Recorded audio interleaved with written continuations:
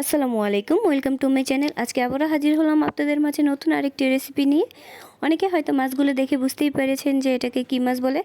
হ্যাঁ, এটাকে অনেকে ভেটকি মাছ বা কোরল মাছ বলে থাকি। আর মাছগুলোকে দেখতেই পাচ্ছেন যে পিস করে আমি কেটে নিয়েছি।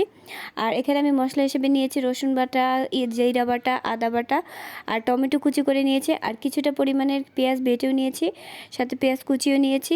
আর দেখতেই পাচ্ছেন যে আমি এখানে সরিষা বাটা নিয়েছি আর পেস্তা বাদাম, আর এখানে আছে পেস্তা এবং কাজু বাদাম একত্রে বাটা আছে। তো মশলাগুলো আগে থেকে রেডি করে রাখলে আর কি রান্না করতে খুব সহজ হয়। তো আমি মশলাগুলো সুন্দরভাবে সব একসাথে রেখে দিয়েছি। আর এখানে মাছগুলোকে আমি ম্যারিনেট করে নেব, মাছগুলোকে ভেজে নেব হালকা করে। এখানে আমি সামান্য পরিমাণে হলুদ গুঁড়ো দিয়ে দিলাম আর পরিমাণ মতো লবণ দিয়ে আর সামান্য একটু তেল দিয়ে মাছগুলোকে আমি ভালোভাবে মেখে নেব। আজকে আমি মাছটা সামান্য করে ভেজে তারপর রান্নাটা করব। আর আপনারা এই মাছকে কী বলে থাকেন কমেন্টে জানাবেন প্লিজ। আমরা তো এই মাছকে ভেটকি মাছ বা কোরল মাছ বলে থাকি, আপনারা এই দুইটার মধ্যে কোনটা বলেন। আর দেখুন মাছগুলোকে এখন আমি ভেজে নেব। কড়াতে পরিমাণ মতো তেল দিয়ে দিলাম। এখন আমি একে একে সব মাছগুলোকে এখন ভেজে নেব সুন্দর করে। মাছগুলোকে বেশি ভাজবো না, আমি হালকা করে ভেজে নেব। তো দেখতেই পাচ্ছেন আমি একে একে সব মাছগুলোকে দিয়ে দিলাম। এখন আমি মাছ উল্টিয়ে নেব। এখন মাছগুলোকে এক পিঠ আমার ভাজা শেষ। ঠিক দেখতেই পাচ্ছেন যে আমি কতটা পরিমাণে ভেজেছি। তো আজকে আমি মাছগুলোকে এইভাবে হালকা করে ভেজে রান্না করব। মাছ ভাজা শেষ, এখন আমি এগুলোকে তুলে নেব। একে একে সব মাছগুলোকে আমি তুলে নিচ্ছি। এখানে কাজটা একটু সাবধানে করতে হবে, আর নাহলে মাছগুলোকে ভেঙে যাবে, যেহেতু হালকা ভাজা দিয়েছি। এখন আমি আরেকটা পাত্রে কিছুটা পরিমাণে তেল দিয়ে দিলাম। তেলটা গরম হয়ে আসার পরে কিছুটা পরিমাণে পেঁয়াজ কুচি দিয়ে দিলাম। এখানে আমি হাফ কাপ পরিমাণে পেঁয়াজ কুচি দিয়েছি। পেঁয়াজটা আমি হালকা ব্রাউন কালার চলে আসা না পর্যন্ত ভেজে নেব। তো এই তো দেখুন পেঁয়াজটাকে ব্রাউন কালার চলে এসেছে। এখন আমি পেঁয়াজ বাটা দিয়ে দিয়েছি পরিমাণ মতন। এখানে আমি 2 চামচের মতন পেঁয়াজ বাটা দিয়েছি। এখন এই পেঁয়াজটাকে ভালোভাবে কষাতে হবে, তাতে আর না হলে গন্ধ থাকবে কাঁচা। তো এখন আমি 1 চা চামচের মতন জিরা বাটা দিয়ে দিলাম, 1 চা চামচের মতন আদা বাটা, 1 চা চামচ রসুন বাটা দিয়ে এগুলোকে এখন আমি ভালোভাবে কষাবো, যাতে করে মশলা কাঁচা গন্ধটা না থাকে। এখানে আমি 1 চা চামচের মতো সরিষা বাটা দিয়ে দিলাম। আর যে বাদামগুলো আমি বেটে রেখেছি, কাজু বাদাম ও পেস্তা বাদাম, সেগুলোকে আমি দিয়ে দিলাম। এখন আমি এগুলো সবগুলোকে একত্রে ভালোভাবে কষিয়ে নেব। দেখতেই পাচ্ছেন যে আমি সময় নিয়ে কষাচ্ছি। এখানে আমি 1 চা চামচের মতন হলুদ গুঁড়ো আর 1 চা চামচের মতন মরিচ গুঁড়ো দিয়ে দিলাম। এগুলোকে এখন ভালোভাবে কষিয়ে নেব। এগুলো ভালোভাবে কষানোর জন্য আমি সামান্য পরিমাণের পানি দিয়ে দিচ্ছি। তো এখন আমি মশলাগুলোকে ভালোভাবে কষিয়ে নেব। তো এগুলোকে কিছুটা সময় নিয়ে কষাতে হবে।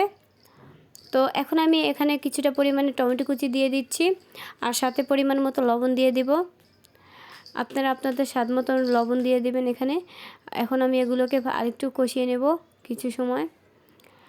উপরে তেল চলে আসা না পর্যন্ত এগুলো আমি কষাতে থাকবো। তো এখন দেখতেই পাচ্ছেন যে উপরে কতটা পরিমাণে তেল চলে এসেছে। আর যেহেতু এখানে বাদাম বাটা দিয়েছি, সেহেতু এটা ভালোভাবে ঘন ঘন নাড়া দিতে হবে। তো দেখতেই পাচ্ছেন যে এখনই তরকারি কালারটা কতটা সুন্দর এসেছে, তাই না? এই তো উপরে তেল চলে এসেছে, তাহলে বুঝতে পারছেন যে মশলাগুলো ভালোভাবে কষানো হয়ে গিয়েছে। তো এখানে আমি কিছুটা পরিমাণে পানি দিয়ে দেব, পরিমাণ মতো আমি এখানে কিছুটা পানি দিয়ে দেব।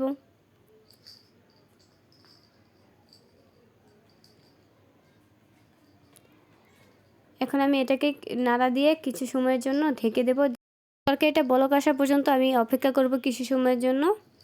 তো দেখতেই পাচ্ছেন ঝোলগুলো সুন্দর করে ফুটে গিয়েছে। এখন আমি এখানে মাছ ভাজাগুলো দিয়ে দেবো আস্তে করে। এখানে আমি দেখতেই পাচ্ছেন যে মাছগুলোকে দিয়ে দিলাম। এখন আমি কিছু করব না, নাড়া দিতে গেলে হয়তো মাছগুলো ভেঙে যাবে। তো আমি হালকা করে মাছগুলোকে দিয়ে এখন আমি কিছু সময়ের জন্য ঢেকে দেবো মাছগুলোকে। তো দেখতেই পাচ্ছেন যে তরকারিটা প্রায় হয়ে এসেছে। তো আমি এখানে নাড়া দিচ্ছি না, মাছগুলো অনেক নরম তো ভেঙে যাওয়ার সম্ভাবনা আছে। তো আমি এখানে কড়াইটা হালকাভাবে ঘুরিয়ে নিচ্ছি এখানে এদিক ওদিক করে, যাতে সব জায়গায় জাল লাগে। তো কিছুক্ষণ পরে আমি আবারও এসেছি। দেখতেই পাচ্ছেন যে তরকারিটা প্রায় হয়েই এসেছে। এখন আমি নামানোর আগে কিছুটা পরিমাণে কাঁচামরিচ দিয়ে দিচ্ছি, যাতে ঘ্রাণটা ভালো আসে। তো দেখতেই পাচ্ছেন যে তরকারিটা প্রায় শেষের দিকে, এই তো হয়ে এসেছে। এখনই কত সুন্দর লাগছে কালারটা, তাই না? খেতেও ঠিক অসম্ভব মজাদার হয়েছিল। এটা আপনারা বাড়িতে ট্রাই না করলে বুঝতে পারবেন না। এই ভেটকি মাছের এই রেসিপিটা আপনারা সবাই ট্রাই করে দেখবেন কেমন হয়েছে। তো আমার রান্নাটা শেষ। এই তো দেখতে পাচ্ছেন যে সার্ভ করার পরে কতটা সুন্দর লাগছে, তাই না? আপনাদের কি মনে হয়? দেখে এখনই খেতে ইচ্ছে করছে, তাই তো? তো আর দেরি কেন? আপনারাও বাসাতে ভেটকি মাছ বা কোরল মাছ এনে এই রেসিপিটা আপনারা তৈরি করে দেখতে পারেন। এটা খেতে অসম্ভব মজাদার হয়েছিল, আর কালারটা তো আপনারা নিজের চোখেই দেখতে পাচ্ছেন, এতটা সুন্দর এসেছে। আজকের রেসিপিটা কেমন হলো সেটা কমেন্টে অবশ্যই জানাবেন। ভিডিওটা ভালো লাগলে একটা লাইক করে দেবেন, চ্যানেলটা সাবস্ক্রাইব করে দেবেন এবং শেয়ার করে দেবেন। দেখা হচ্ছে আগামীকাল। আল্লাহ হাফেজ।